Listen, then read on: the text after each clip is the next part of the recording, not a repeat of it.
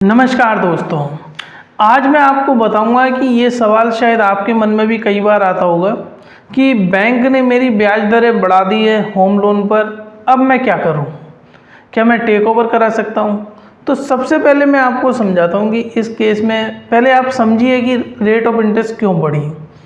देखिए, home loan और आज की डेट में जितने भी लोन्स हैं वो सब रेपो रेट से लिंक है और रेपो रेट डिसाइड करती है हमारी आरबीआई। जब जब आरबीआई रेपो रेट इंक्रीज करेगी आपकी रेट ऑफ इंटरेस्ट बढ़ेगी, चाहे आपने किसी भी बैंक से लोन लिया हो। अब होता क्या है कि जब रेपो रेट इंक्रीज होती है तो आपका लोन की रेट इंक्रीज हुई। अब पिछले 2 साल से, अगर पिछले 2 महीनों को छोड़ दें तो पिछले 2 साल से ट्रेंड ये था कि पेंडेमिक के बाद लगातार रेट ऑफ इंटरेस्ट जो रेपो रेट है वो डिक्रीज हुई, तो आपकी होम लोन रेट हमेशा सस्ती होती गई। लेकिन पिछले 2-3 महीने से, जो पिछले 2-3 क्वार्टर की जो आरबीआई की रिव्यू पॉलिसी हुई है उसके अंदर उन्होंने रेपो रेट इंक्रीज़ करी है। अभी 15 अगस्त को उन्होंने 0.5% रेपो रेट इंक्रीज़ कर दी, जिससे क्या हुआ कि जितने भी होम लोन थे सबकी रेट ऑफ इंटरेस्ट 0.5% बढ़ गई, क्योंकि जो होम लोन की रेट ऑफ इंटरेस्ट है वो रेपो रेट पर डिपेंड करती है।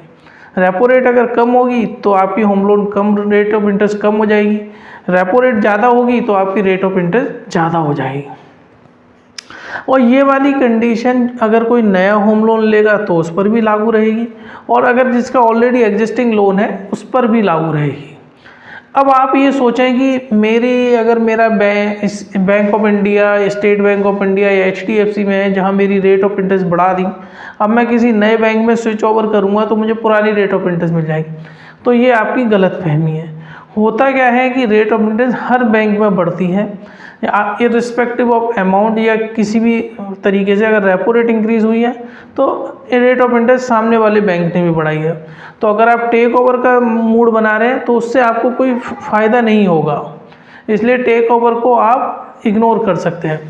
तो फ्रेंड्स, मुझे पूरी उम्मीद है कि अब आपको समझ में आ गया होगा कि जब रेट ऑफ इंटरेस्ट इंक्रीज़ हो जाएगी तो ये नेचुरल प्रोसेस है, सिस्टम का प्रोसेस है, उसमें आप ज़्यादा कुछ नहीं कर सकते। प्लीज़ मेरा वीडियो आप अपने व्हाट्सएप ग्रुप पे शेयर करें और मेरा चैनल सब्सक्राइब करवा के रखें बैंकिंग रिलेटेड इन्फॉर्मेशंस के लिए। धन्यवाद फ्रेंड्स।